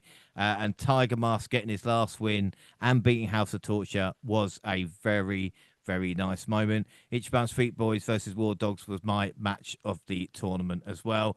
Monty, I don't know how much of the junior tag you watched, but again, it's for me, it's just another side quest, so to speak. You know what I mean? I was just let me just watch this because I quite enjoy the juniors, and especially this time of year, it's probably their last big show. Yeah, I mean that's one thing I always liked about it. I know other promotions in history like WCW, hell, even ECW. They used to always make a big deal of how they kind of, oh well, what won the Monday Night Wars for us was the cruiserweights, and then when you go back and you watch it, and you realize, oh, if you didn't watch the first hour of the show or the first 30 minutes of the Yeah, yeah, show, yeah. the cruiserweights didn't have anything else to do with the show. They only came out there and wrestled the match while the commentators focused on something the NWO was doing, and they weren't really as big of a part of the show as you would expect if you go off what way people talked about it and even the way you kind of can remember it if you just remember watching it. But of course, they made the most of the time they were given. I think even a similar vein is how WWE has treated cruiserweights over the years, and how even whether you want to go 205 live or even on SmackDown, we may have fond memories, but they didn't really get anywhere near as much time or storyline focus as a lot of those guys deserve. Well, New Japan rectifies that by giving their junior, their lighter division, not only entire storylines to themselves, but shows and tournaments and focuses. And I think the side quest is the best way to kind of view it because hell, even the same thing with World Tag League in general, but even the juniors version of that and their best of the Super Juniors, all of that is seemingly not connected to the main storylines that we're used to in the bigger events when they're joined with the heavyweight. But it also is very connected because at Wrestle Kingdom, a lot of these matches and stuff will be on the line, and this is setting the groundwork for why these people are fighting each other or involved with each other. So, yeah, man, I did not watch a ton of it. I got a chance to I got a chance to catch up through highlights. That's usually how I catch up with Best of Super Junior these days. Anyway, didn't watch every show, but I already know what to expect from those guys. You're gonna get some of the best wrestling in the world. And because you got guys like Taguchi, because you have some of the older junior heavyweights with Dick Togo and others in also involved, you're gonna get some comedy. You're gonna get some, you're gonna get a lot of different things. You got people like, Yo, who's a completely different maniac in his own right, and you get. I think what I like the most about it is that their junior or light division is just as like they can run full shows and do full storyline with just the junior division. And I'm not trying to say it would be the same thing without the heavyweights, but I just think not only do they blend in well with the bigger guys in their factions, they do enough and have enough character work to lead their own storylines and shows too. And I just don't think you really can get that anywhere else. No, and again, we talk about the Ishimori Superhuman show, which was probably had about 1,000 people there. Desperado shows this year. I mean, the Ishimori show was so successful; they did one, like I said, the following month. So again, it just shows you what the junior heavyweights can do, and yeah, they deserve credit.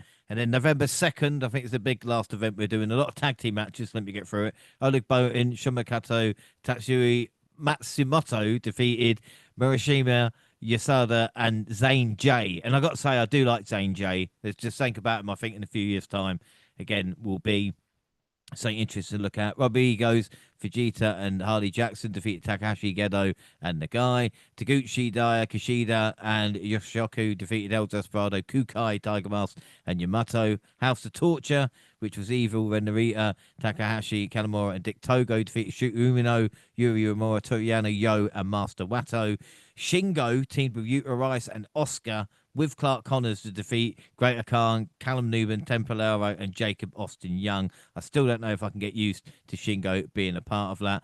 And then we got the finals of the Super Junior Tag League. It also concluded with the Tag Team Champion Show and Doki of the House of Torture defeating the Bullet Club War Dogs team of Taji Ishimori and Robbie X to win the tournament. Doki pinned Ishimori with a horizontal cradle after spitting red mist in his face and holding the tights. I mean, Show did tell us how easy it would be. But again, Jaxie, this is we talk about Doki. I thought we were going to talk about Tanahashi. This is the Doki pod today because not only he's won the junior heavyweight title, IWGP obviously tag champion as well, but now Super Junior Tag League winner as well.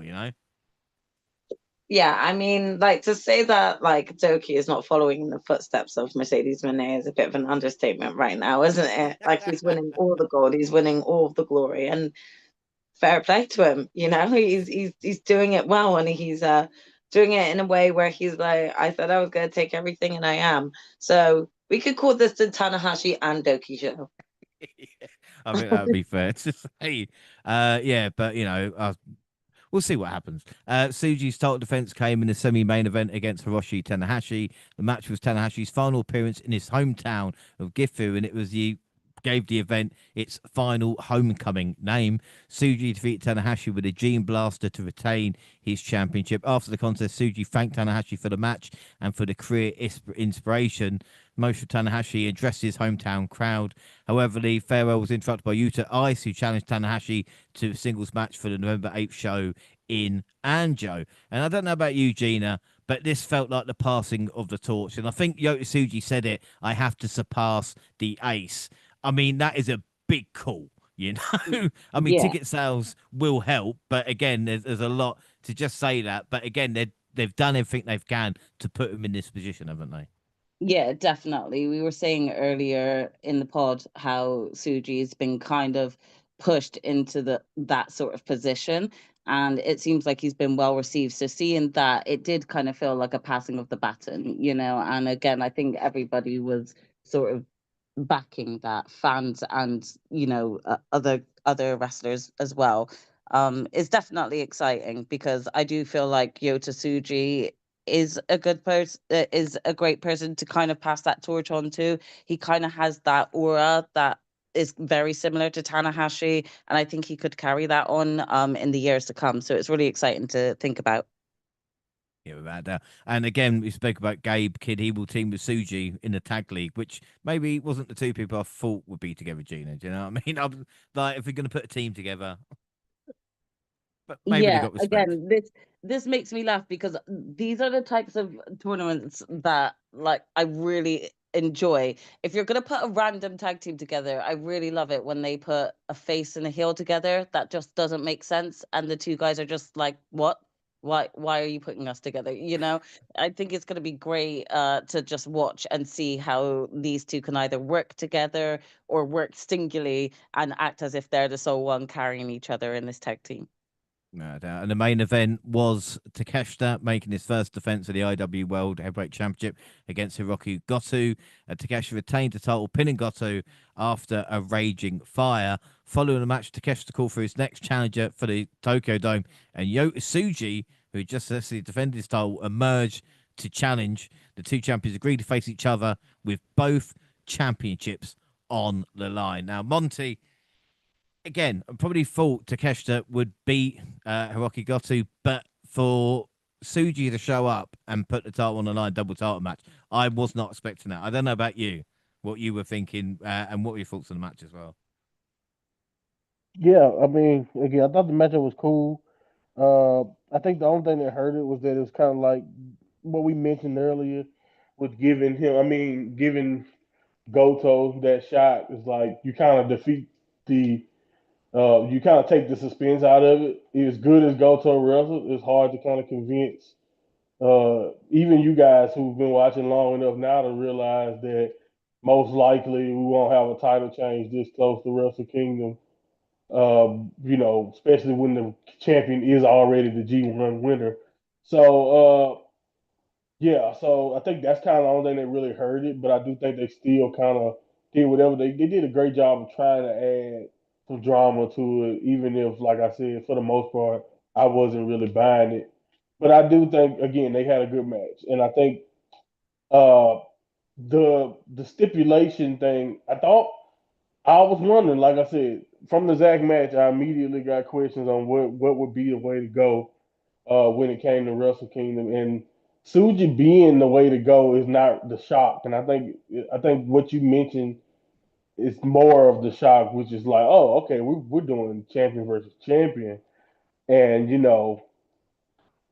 I've only seen this going. I'm opposed to both ways it can possibly go, but the only reason why I feel like we can do this is if we're going to enact on a couple of things. We're gonna crown Suji, and then we're gonna do what Suji has already suggested, as which is going back to the old World Heavyweight Championship belt design instead of the one that Takeshita currently carries. At least that would make the most sense if we're merging belts or if we're doing it. Unless they're trying to do the two belts thing again, which is a possibility, but I mean that got old quick, and that's kind of how we got the current world championship. Was the last time they just walked a guy walking around with two belts. So I think we may be merging.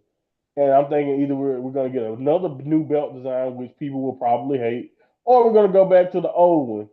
So I don't know exactly what that entails. It does add an exciting like spice to this main event. Like I don't think this main event, when it comes to Takeshita versus Suji, I don't think that one is going to be void of suspense. I think people are going to be really wondering: are we setting off for a new era with a new with a different pro wrestling blending leader with Takeshita, or is this a new? Either way it go, we're getting a new era. But who's leading that new era? Is it going to be time for finally these one of those three musketeers or whatever? This new wave of talent New Japan has been developing over the last few years.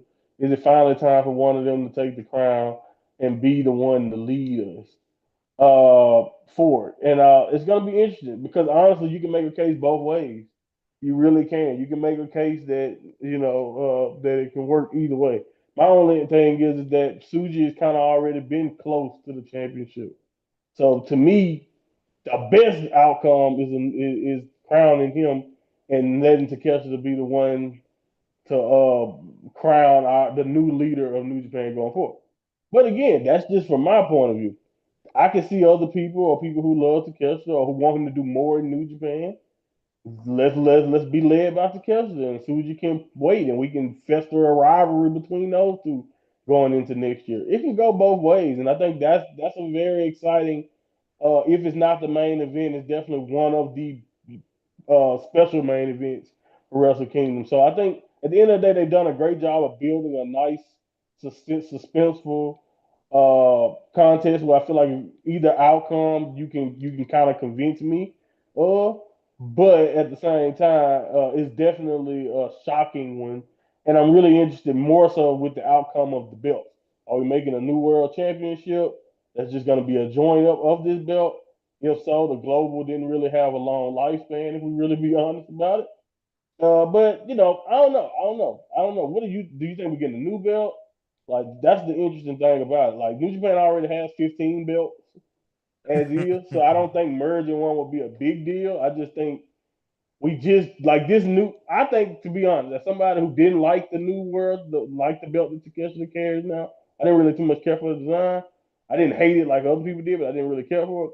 It's very funny to me that we already might be in the midst of changing it, whether we're going back or going to a new one. So I just feel like it's very funny to me how fast this era seemed to be possibly over. But what better way to bring in a new era, whether it's with Takeshita or Suji with instead with new goals. So I don't know. That's going to be interesting, man. Because, like I said, all I've heard is about the old design of the title, and again, the global title maybe not there. I mean, the US Championship, maybe bring back the Intercontinental as like the secondary. Maybe I don't know, because then that was the kind of last golden era, wasn't it? But again, it's Yeah, really interesting. And if you look ahead to Wrestle Kingdom, obviously we've got Suji versus Takeshita and a double title matchup. Obviously, Aaron Wolf's debut versus Evil, which will be non-title. Saya Kamitani will defend the strong women's title against IWGP Joshi champion Sayuri in a double title match on the big stage. And we should also mention Tanahashi announced that 31,548 tickets had been sold for the show so far, which is an incredible amount. I mean, Gina, this Wrestle Kingdom is going to be like, when Monty talks about the stuff of the past, this is what this Wrestle Kingdom is going to be about. It is going to be packed out. Do you know what I mean? We're going to see a full show here, so to speak. Yeah, definitely. It literally sounds like it's going to be a packed out show, and hopefully, with that many on the card, they're going to give us something special. Yeah, about that. And as for Tanahashi's last opponent, well, on November 8th, after Tanahashi and Yuta Ice went to war with the Ace winning, none other than Okada's old coin flip was heard and the Rainmaker arrived. He will be Tanahashi's last opponent. Jaxie, I could hear you screaming when I was watching it. Yeah, I think my partner could hear me screaming too, running in thinking like, there was a fire or something, and then rolled his eyes the moment that he noticed who was on the screen. So as you can imagine, he was very happy and pleased too. to hear of Tanahashi's final opponent. Um, this was perfect. This is exactly what I wasn't expect. I did not expect this. But I am so pleased that we're getting this. I'm also pleased to like. I think, correct me if I'm wrong. I think this is like one of the first few times that Okada has actually returned to the promotion since leaving it. I think it's the first time he's back The since first, right? leaving. Yeah, Yeah. yeah. So this for me was very exciting. Plus, I miss his original music. So hearing this was just music to my ears. Daddy Okada was home. also, also at show Master Wato, Yo, and Yano defended the six-man titles against House of Torture. But a quick question, just a quick straw poll, because now we've got two huge matches. We've got Tsuji and, like I said, Takeshita, and then we've got Okada and Tanahashi. Gino, I'll come to you first. Which one, I would say, should main event or will main event? It's up to you. Oh gosh, that's really difficult. I have to say Tanahashi Okada though. Like that has to the Suji will get his moment for sure, but because it's Tanahashi's last, I think it should be that. It's going to be interesting. Jaxie? I'm biased and I'm gonna say Tanahashi and Okada, but that's because I'm biased. But I won't be mad if they actually did put Suji and Zack Sabre Jr. because it's a pretty big deal. It's a pretty big stipulation to be merging like both belts and see who would win that. So it would be a pretty big deal. Um, but I'm biased. So I'm going with my heart and saying that it should be Tanahashi and Okada. I mean, Monty, before I ask you, I think Suji and, like I said, Takeshi should be the main event just because it's the dawning of a new era, But again, I can understand why Tanahashi maybe should. Well, what are your thoughts? Yeah, I think you asked me a few weeks back, and I wasn't sure, but I know where I'm at personally. What I think will happen is kind of like a different story. What I am personally is definitely with the new era, with the Suji versus Takeshi the match, mostly because I feel like that entire match and the symbolism of what that match really means, it would be more impactful to me if you let that be the last show, even with a Tanahashi's last match moment, whether it's in the co-main event or you decide to do it. I just feel like the symbolism of it all. And I also think it'll be easier too. I don't need Takeshi. Takeshi only knows how to wrestle one way. So I don't see him pulling back because he knows Tanahashi is gonna go out there and Okada is in the last match. And then now we got Tanahashi trying to live up to whatever, Suji and Takeshita then put it out there in the ring. I just think it'll be more effective to me if the young guys finish it out. And that truly is like the entire night can be an encompasses of yeah, the Tanahashi story is ending, but this is what we have now. We have Takeshita leading us forward, or we have Suji leading us forward, and that's what people. I feel like I think one ending will be a better storybook, a better ending just for the moment because of what we know this big show is about. But I also think the other ending would be a better like what will leave the people coming back for. All right, I want to Yeah, watch New Year's that's the Dash. thing. Yeah. And I think the thing that'll make them want to watch New Year's Dash will be Takeshita and Suji. And the thing that'll just be like, oh, this is a legendary moment. And, it's sad to see Tana go. Great to see him in there with his arch rival in Okada once again. And that will be a beautiful moment. And I think people can leave it at that.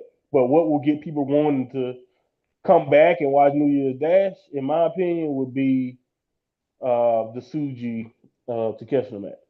Yeah, no, I think that's perfect because again, you're coming a lot. Everybody will be coming for Tanahashi, and hopefully, you'll be leaving talking about Suji, and that's what New Japan, I guess, are hoping for at this Wrestle Kingdom. I should also mention as well, this will be the largest gate in Japan for pro wrestling since Antonio Inoki's retirement show in 1998. All right. I mean, you don't get bigger than that. Apparently, they sold an additional 9,000 tickets in just 1 week after announcing Tanahashi and Okada, and it will have a smaller stage as well due to high ticket demand. Wow, I cannot wait. We will leave it here then. I mean, I will cover the Tag League on the Wrestle Kingdom podcast, but that is the next time we're in New Japan will be for Wrestle Kingdom. So finally, Monty, what are your thoughts on New Japan since G1 as we head to Wrestle Kingdom now? I think it's been a lot of fun. I think we're in a pretty good state in a lot of ways, or at least you can see the formations of us getting into the Wrestle Kingdom energy and the mode. Of resetting for a next calendar year in New Japan, and I think they're doing a good job in a lot of ways. It's is it perfect? Is everything exactly where you would want it to be? I'm sure there's plenty of areas that they can still improve on, but I think when I compare it to where we was at different times throughout the year and even like last year, we're in a good place overall as New Japan fans. And I think I'm just interested, man. I really want to know what the plan is because post the Tanahashi run. And the only reason why I want to say that is because I want to caution fans that we are getting some of the best work from New Japan, but we are also tied. A lot of the best of what's been going on in New Japan has been tied to the retirement of Tanahashi. So I'm really interested to see that, not only do they finish out the year strong, but like even post Wrestle Kingdom and going forward into next year, what is going to be the direction? What is going to be the storytelling angles, or who are we supposed to be invested in going into next year? Without so much of our every card we've had, we've been blessed to have some Tanahashi involvement, some angle involving him, something. So when his last thing with Okada is done, and it's finally time to let Tanahashi fully embrace retirement, I'm really excited. I'm cautiously but excited to see where New Japan decides to place their focus and what is going to be the story beats going into next year. But as far as where we are now, I think they've done a good job of getting us to the tag league, which always revs us up for Wrestle Kingdom, and I think we're going to have one of the best Wrestle Kingdoms uh, in years, and I'm just happy. I can't wait to see what else we can do. And your fact about Tanahashi and the gate being with Anoki is only fair because Anoki is probably the only name next to Tanahashi to me. I mean, of course, there's been other great legends, but since in New Japan's inception, you probably can't put a more important name next to Inoki other than Hiroshi Tanahashi. That's just how big he is and how great this retirement run has been. And I can't wait to give him his final send off, even if it is against that prick Okada. No, but an excellent point, and we've had the pleasure to watch Tanahashi's last year. Like I said, we will see his last match at Wrestle Kingdom. But you did make an excellent point. I'm going to wrap it up, but again, this is the difference I think between the John Cena and the Tanahashi retirement. The fact that Cena's retiring, and then you're going to have the Rumble with the road to WrestleMania. Whereas with Tanahashi, it's Wrestle Kingdom, which is their biggest show. So again, like you said, it's going to be vital for New Japan from New Year's Dash to be able to build something up. So Wrestle Kingdom the following year is just as big. But that is it. Don't forget, across all social media, X at the WNR Podcast. I'm at the WNR Pod James. You can find the entire WNR team on the banner. Jaxie, where can people find and follow you? You can find me on X, Instagram, and Twitch at Jaxie Scarlett. Perfect. And Monty? You can find me at House of Torture, at Mine and Monty Card, but also at House of Torture. House of You Torture can is available. look up the address. And Gina? You can find me on Twitch, X, and Instagram at Purple Pain. Perfect. Double also on Facebook and Instagram. Send us the email at podcast at gmail.com and YouTube. The WNR Podcast. We're celebrating 10 years of the WNR with shorts, universe mode, and clips from any event we go to. And the podcast is also live on YouTube and also on SoundCloud on your phone, also Spotify and iTunes. You can download, subscribe, rate, and review there. So that is it. Our next episode will be AEW Full Gear, where we catch up with Blood and Guts. But until then, I've been James Rowlands and was joined by the fantastic Jaxie Scarlett. Thanks for joining me, Jaxie. It's been fun, and I look forward to the next one. And of course, the mind of Monty. Are you a little bit happier now? We've had your House of Torture fix. I mean, did you see what Show and Doki did for me? I mean, they're bringing in some serious dough to the house, so I'm in a better mood. We'll see though. I will see how long that lasts. Yeah, we'll see what you like next week. And of course, the genius of Gina, and happy anniversary, Gina. Glad to have you on board for so long. I appreciate you. I appreciate you too, James. Thank you very much. And yeah, look forward to this space. Look forward to seeing more Yota Suji. And until next time. Yeah, without a doubt.